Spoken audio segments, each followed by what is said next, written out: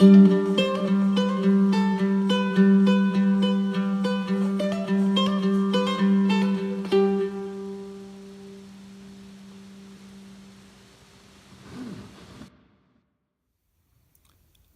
is he who comes in the name of the Lord.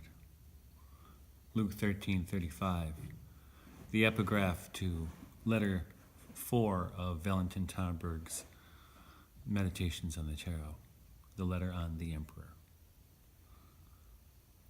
Now, this is a interesting and challenging, I think, letter. It's challenging because we don't think in these terms of kings and emperors anymore. We don't think of the role of the emperor. We don't think of the role of a king. If anything, we tend to think of them as relics of a bygone age, though there are people out there who call themselves monarchists. But there's little left in the way of monarchy in the world. Nevertheless, I mean, this is, the tarot, comes from late medieval iconography, and the emperor is part of that iconography. But it's more than just a part of an iconography. It's more than a historical curiosity. And this is what Valentin Tonberg explores in his meditation on this letter, or on this card.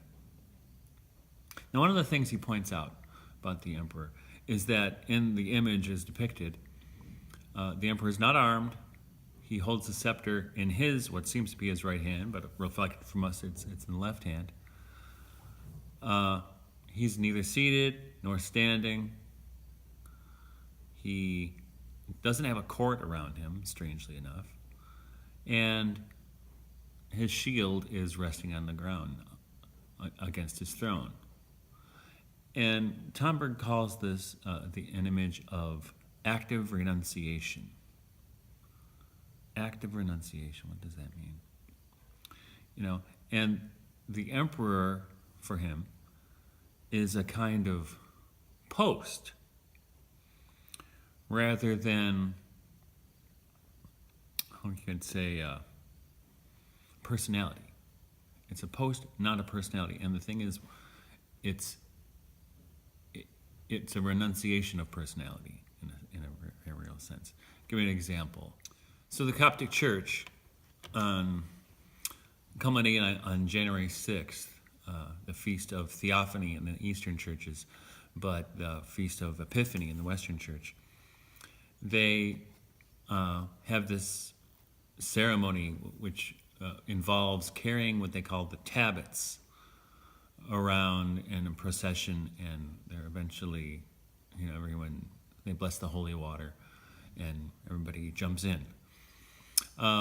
It's pretty elaborate. You can probably find some footage of it on YouTube. I know National Geographic did a special on it.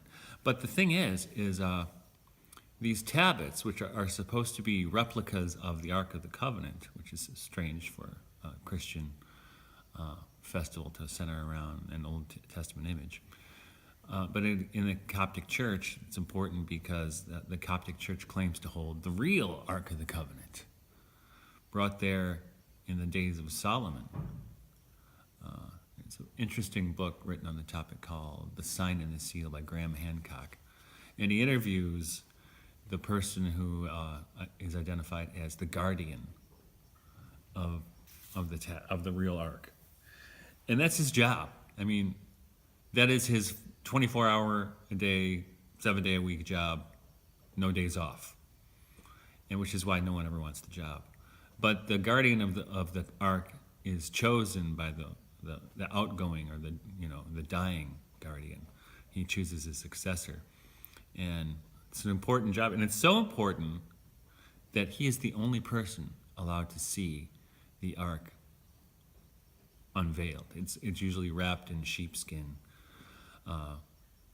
Even the leader of the Coptic Church, the Pope, is not allowed to see the tablets. So, and the reason being, they say it's very powerful.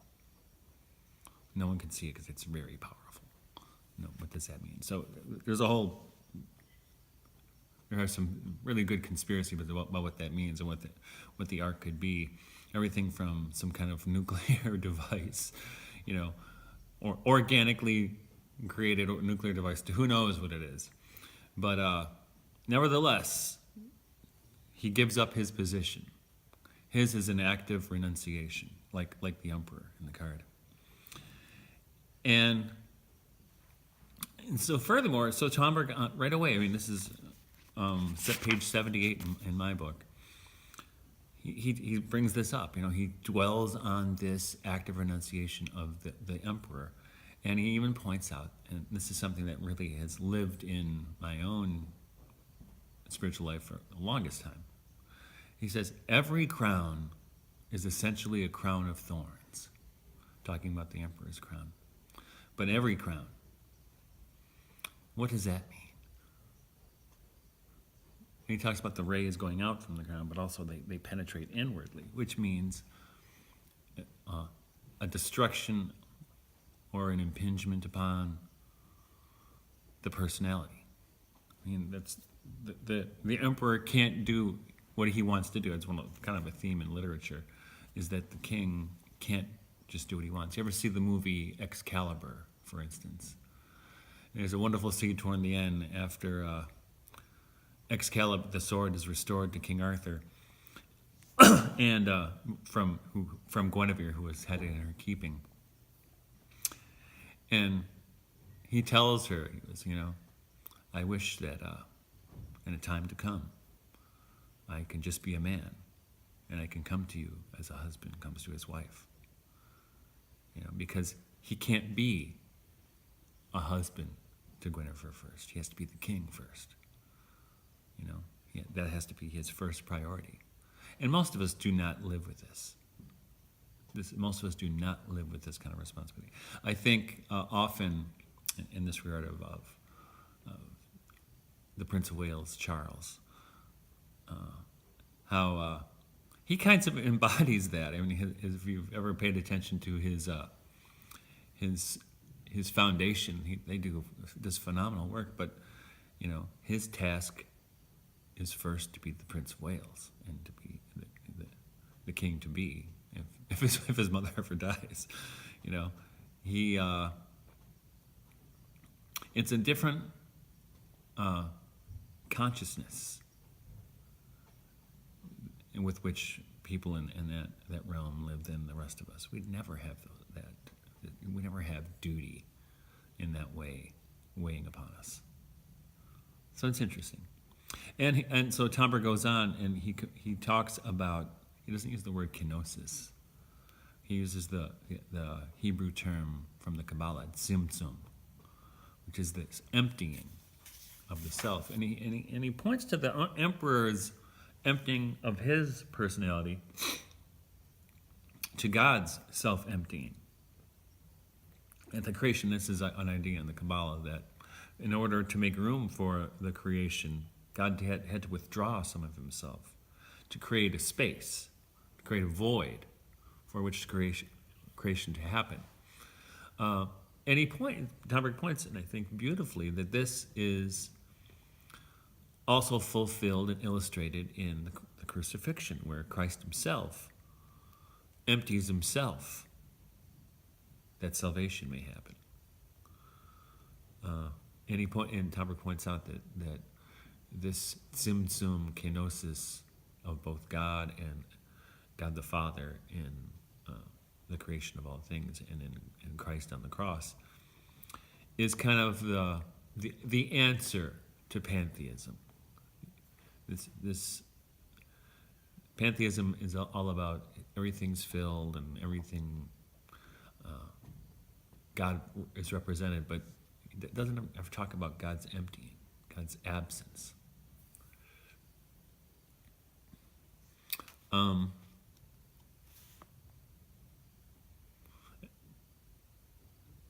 he says, now, this is the problem with authority. It's at the same time of mystical, Gnostic, magical, and Hermetic significance. It comprises the Christian mystery of crucifixion and the mystery of withdrawal, Sod HaTzimtzum, of the Lurianic Kabbalah.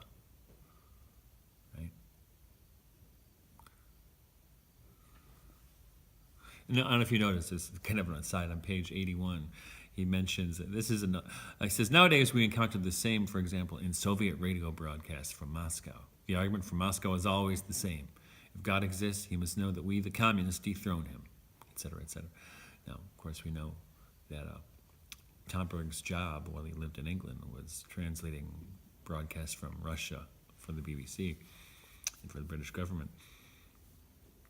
So, kind of interesting. And so, what he's doing here is he's talking about this kind of grasping and dethroning of God that goes on with communism in particular, but is a kind of example of illegitimate authority, where for Tomberg, the legitimate authority resides in the withdrawal, the renunciation of the self, of the ego, in service of something greater.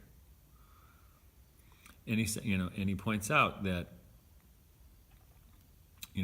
this desire for power, which he sees in plenty of occultists and hermeticists, that he sees it. You see it in politicians. You see it every place. And so, what Tomberg sees with this idea of the grasping for power or the love for power, that is the antithesis of what the emperor represents, as of course, they are forms of idol worship. And he says here in the bottom of page 81, now they are open and secret worshippers of the idol of power, for it is an idol and the source of all idolatry, also in Christian factions or in religious and spiritual circles in general. I am not speaking about Christian or spiritually minded princes or politicians who covet power, but rather about the adherents to doctrines advancing the primacy of power. Here there are two categories, those who aspire to the ideal of Superman and those who believe in a God that is actually almighty and therefore responsible for all that happens. Amongst esotericists, occultists, and magicians are many, be it openly or secretly, who aspire to the ideal of the Superman. This is pretty clear. I mean, if you just study the history of occultism, I think Aleister Crowley is probably the one who jumps out right away, who aspired to power. Others as well. So many spiritual leaders, aspire for power. But he also talks about the kind of Calvinist worship of the idol of power that, especially the idea of double predestination, that some people are predestined for hell and some are predestined for heaven, which does not seem to be the image of the emperor, that reflecting the image of God for Tomberg, because for Tomberg, drawing from the Kabbalah and his understanding of the crucifixion, God withdraws himself to allow freedom. And so this idea of idol, I think this idea of idols is profoundly important for us to think about. And actually, there's a contemporary Catholic philosopher, Jean-Luc Marion, he's French. He has some really great books on this idea of the idol. This earliest one I think is called The Idol in Distance, but probably his most important or most influential book is God Without Being, which is kind of a discussion of ontology, but also he talks a lot about idols and totality here. So here's what he said.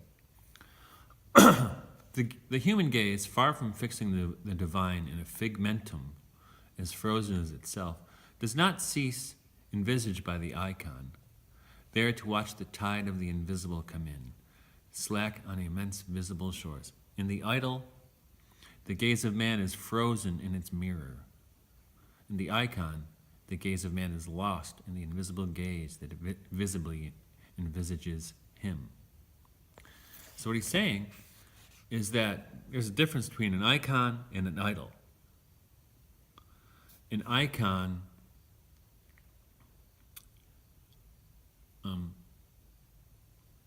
we get lost in the icon because the icon works as a window to the spiritual world, we can say. So I shouldn't get lost, but we get drawn into it. Whereas with an idol, what happens, he says also the idol works as a mirror. That we look at the idol. And this doesn't mean you have, a statue of Baphomet and that's your idol. You could have the image of anything, Jesus even. But if you treat it as an idol, and it's really about your disposition, if you treat it as an idol, you don't see the icon of Christ. I mean, you may think you see the icon of Christ, but you don't see the icon of Christ.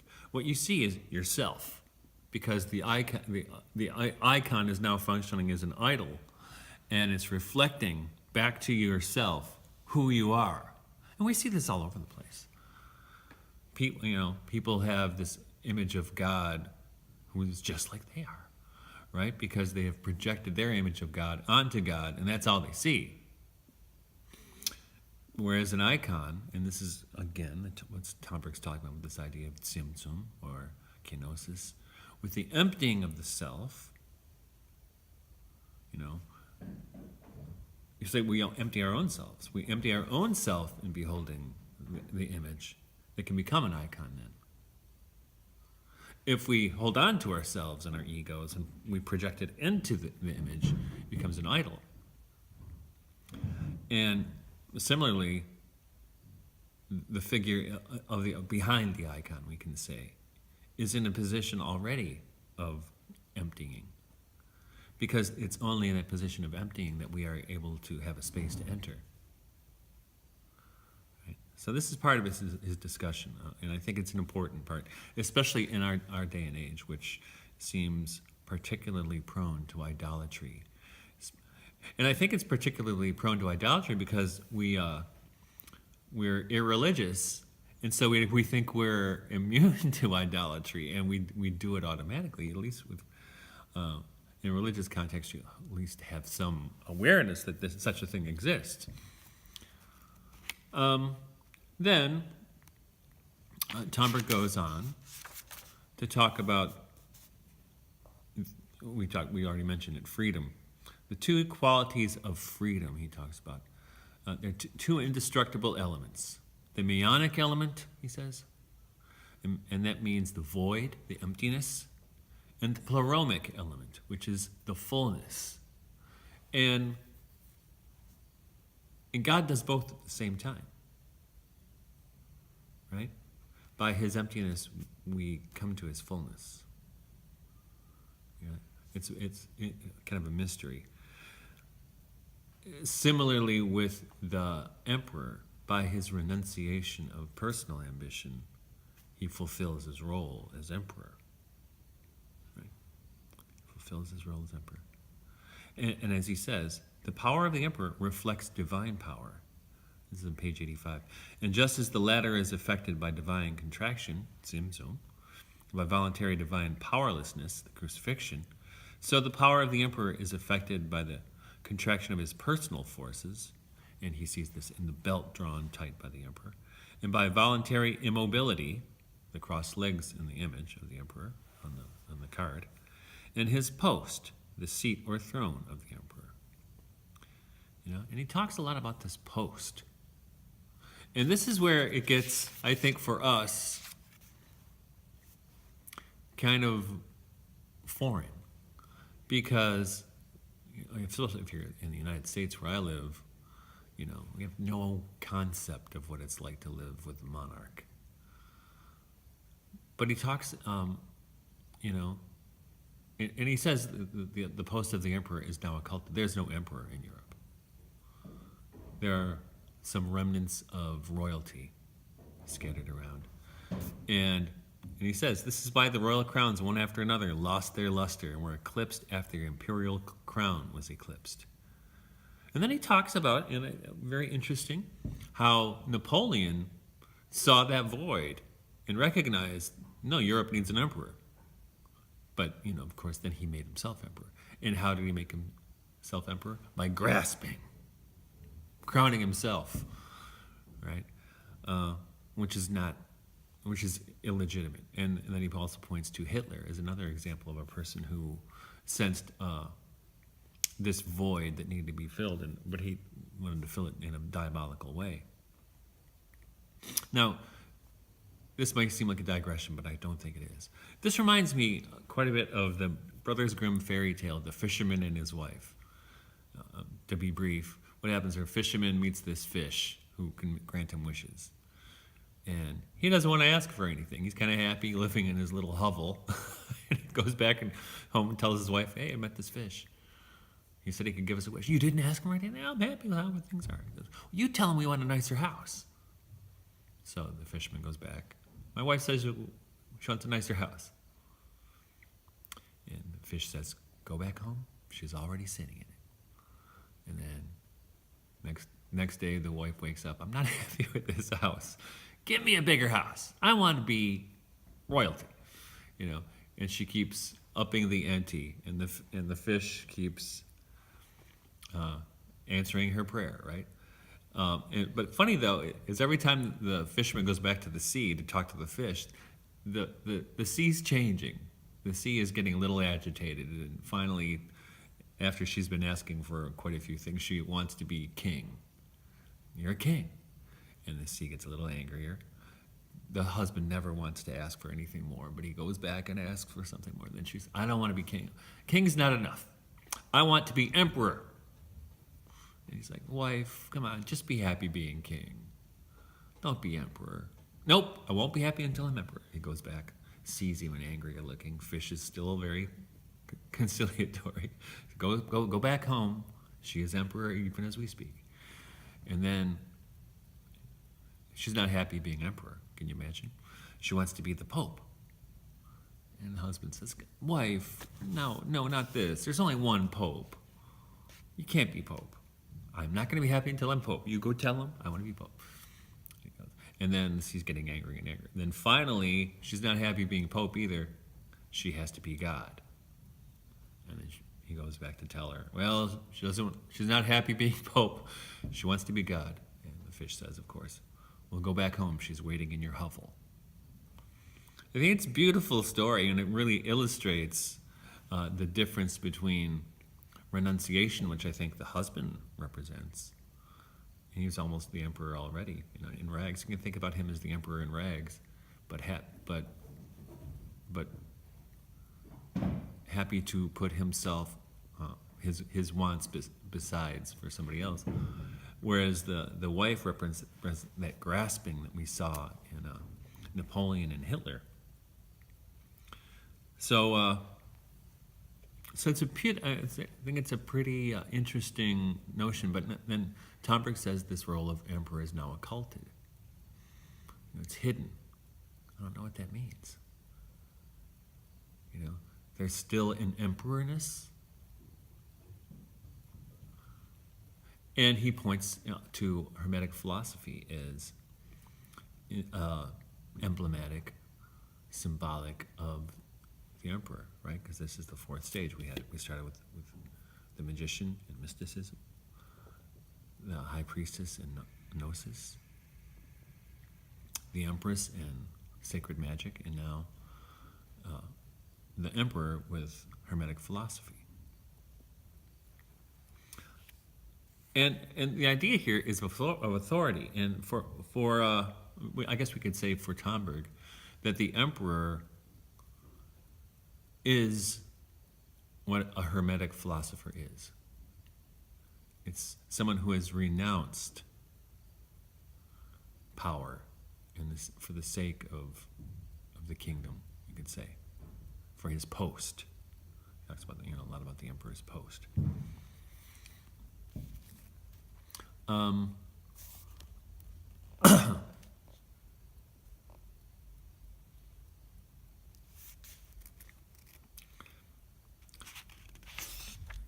And this is on page 88, for instance.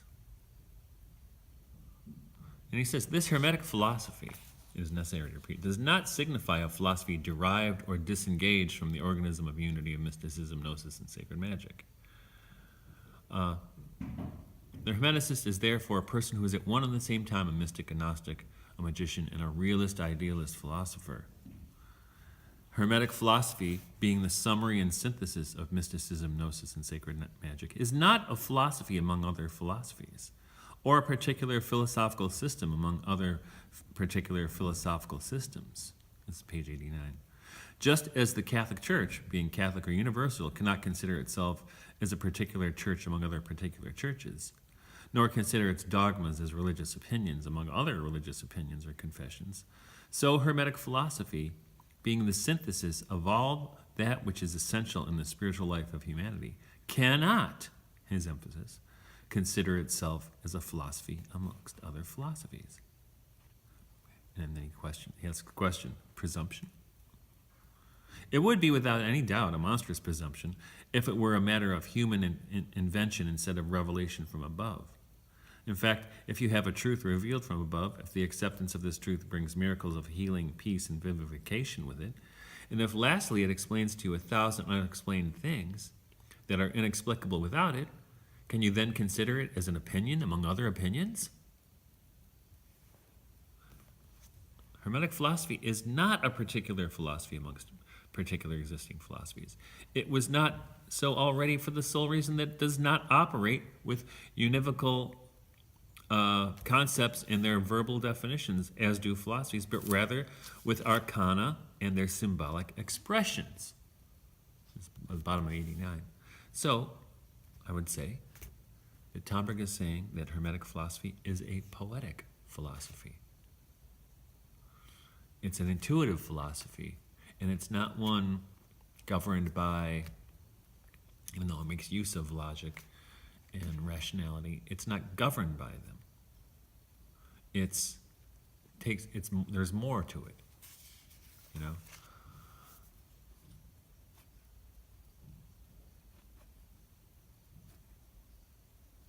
And he says on page 90, so is Hermetic philosophy only symbolism pure and simple? And has it nothing to do with the methods of philosophical and scientific reasoning? Yes and no. Yes, insofar as Hermetic philosophy is of an esoteric nature, that it consists of arcana oriented towards the mystery and expressed in symbols. No, insofar as it exercises a stimulating effect on the philosophical and scientific reasonings of its adherents. And most importantly for Tomberg, Hermetic philosophy, it's more a process or a method than a body of knowledge or a way of thinking. It's a process or method. On 88, for instance, he says, that which is absolutely subjective, pure mystical experience, must objectivize itself in consciousness and be accepted there as true, Gnostic revelation, then proved to be certain by its objective fruits, sacred magic, and lastly, proved to be absolutely true in the light of pure thought based on pure subjective and objective experience, Hermetic philosophy. It is a matter, therefore, of the four different senses: the mystical sense of spiritual touch, the Gnostic sense of spiritual healing or hearing, the magical sense or sense of spiritual vision, and lastly, the Hermetic philosophical sense or a sense of spiritual comprehension.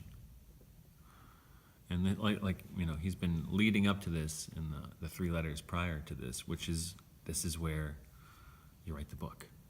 This is where you understand that what you've been given, you synthesize it.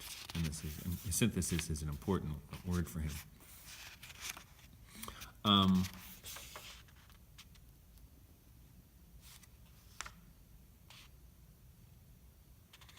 Now, following that, he gets into a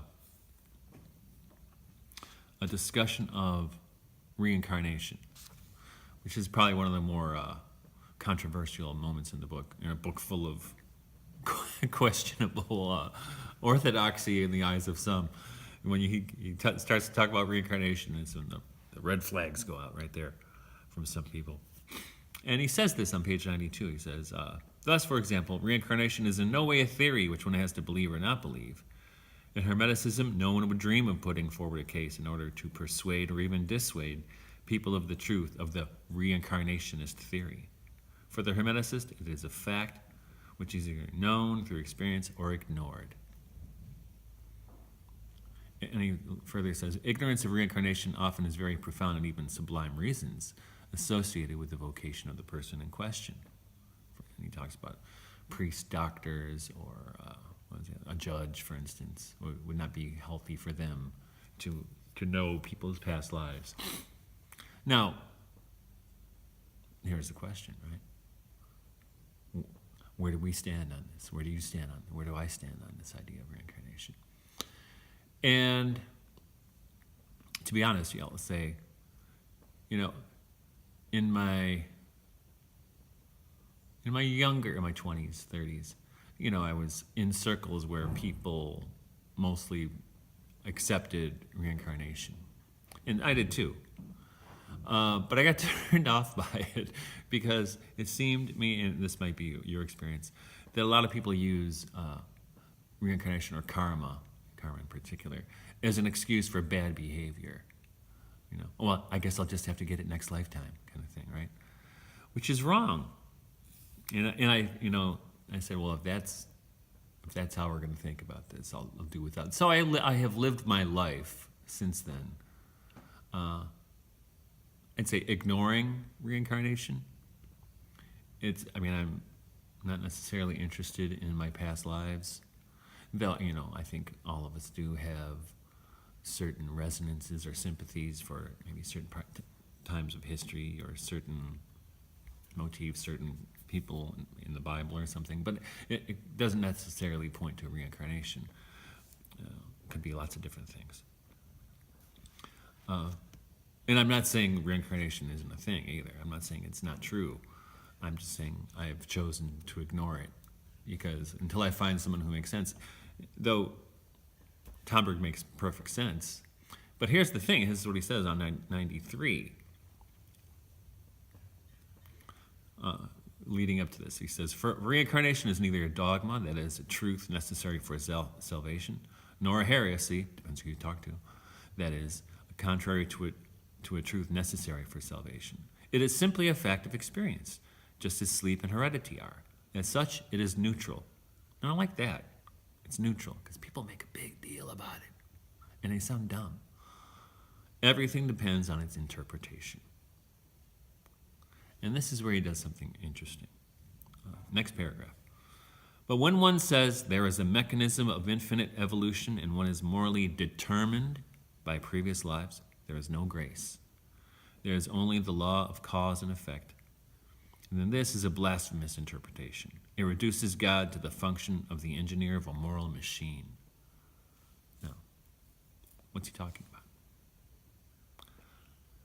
Well, you have to say one thing he's talking about is Vedanta and Buddhism,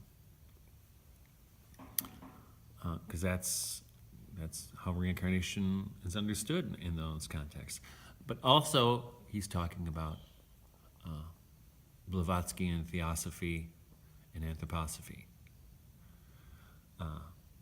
who also emphasize this, interpret this in harmful ways, right? And also ways that how are they harmful? They deprive us of agency. They uphold this idea of fate. And like Tomberg says, they deny grace. Because what is the point of the crucifixion and the resurrection if we're still subject to karma? No. Do I know how it works? I do not. But I think it's something, when I teach, for instance, the Tibetan Book of the Dead in some of my classes. I love teaching that book. I think I love teaching it mostly because to me it's the most thought through theology of purgatory.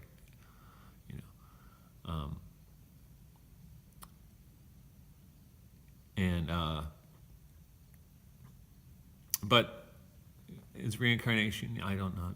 Who knows how it works? And not being a Buddhist and rejecting the Buddhist claims that all life is suffering and the point of life is to escape from it. That's antithetical to the Christian ethos. I have to look elsewhere. And I certainly am open to the idea of reincarnation. I'm not anti-reincarnation. I've just been ignoring it for 30 or 20 or 25 years. And then he finishes up. He reiterates the idea of Hermetic philosophy is a method. It's not a body of doctrine. On page 94. The Hermetic philosophy does not teach what one ought to believe concerning God, man, and nature, but it teaches rather how to ask, seek, and knock in order to arrive at mystical experience, Gnostic illumination, and the magical effect of that which one seeks to know about God, man, and nature. And that's Hermeticism right there. Examination of the relationship of God, man, and nature. You got to have all three of them in there.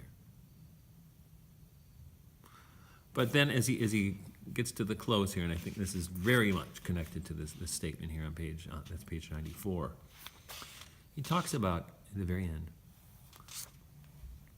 Hermeticism as rehumanization. Now, if you think about it, renunciatory paths, as in Buddhism, some forms of Christian ascesis, are rejections of being human. But Hermeticism wants to rehumanize us, like he said before, and we talked before. It's a return to the condition before the fall, or on the other hand, as in sophiology, it's anticipation of the glorified body, right? Where God, man, and nature were in harmony. That's what we're trying to recapture in Hermeticism. If there's a nutshell definition of Hermetic philosophy, that's it. Recapturing the union of God, man, and nature. And this is why, he says, practical Hermeticism is alchemy. The ideal of Hermeticism is essentially and fundamentally the alchemical ideal. That means the more one becomes truly human, the more one manifests the divine element underlying human nature, which is the image and likeness of God. Hermeticism is the rehumanization of all elements of human nature. It is the return to their true essence. Right? And this is the alchemical.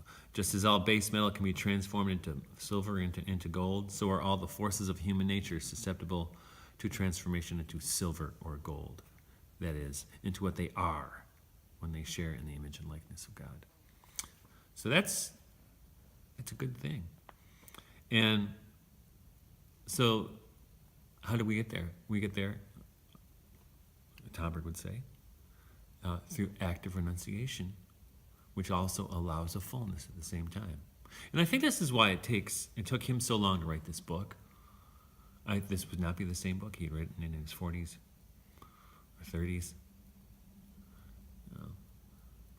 It's also why I think it took me so long to even think about teaching about it. I had to think about this for so long, come back to it again and again.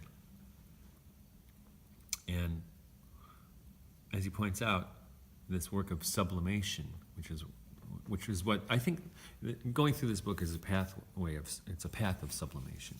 It leads one over time and not just on one reading to a period of sublimation. I sense even with myself reading this again for I don't know how many times, this ease with which I hold the text now. And I remember first reading it, it took me weeks to get through one of the letters because I had to process all this information, all these different schools of thought and disciplines, all the esoteric doctrines. I had to kind of process that, and it took a while. It took a lifetime. So that's probably a good place to stop. And he does talk about in the sublimation that this is the cross and the rose. The rose cross is the symbol of this operation of the realization of the truly human man. A Rosicrucianism at least in the 17th century iteration of it, the original iteration of it, is exactly this. The interested in the reformation of culture, the reformation of man, and the regeneration, which is a great poem by Henry Vaughan, Regeneration, which draws on Rosicrucian ideas and Jacob Boehme. So he was very Hermetic. So we'll take it from next time when we talk about the Pope.